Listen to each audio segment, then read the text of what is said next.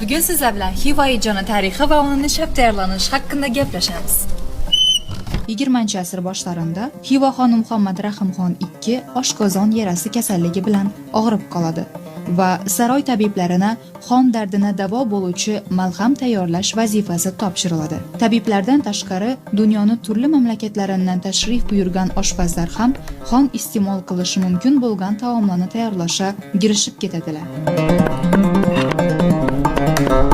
Tabiblar orasida millati paylak bo'lgan bir yigit xon uchun maxsus toza so'yilgan qo'y go'shtidan 2 soat to'xtovsiz chopqida chopilgan xom go'sht akkaladi.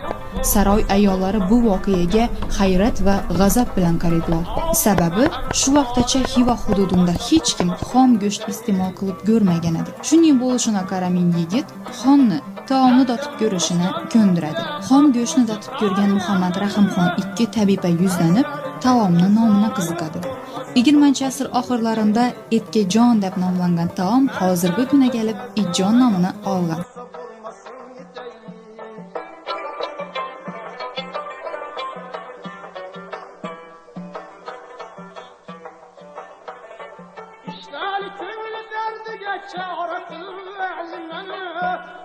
Derdi dilimge çare yok olmasa olmasın gideyim. Derdi dilimge çare yok olmasa olmasın gideyim.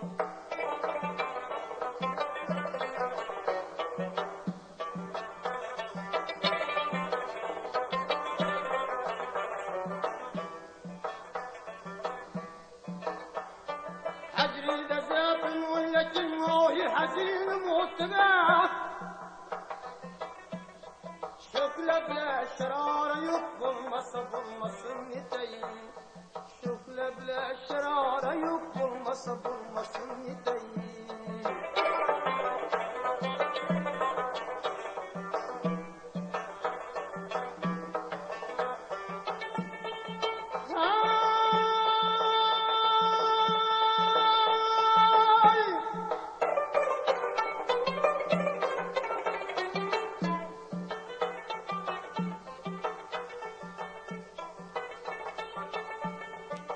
Labiden çıkırmadı cismine vaktaşıdan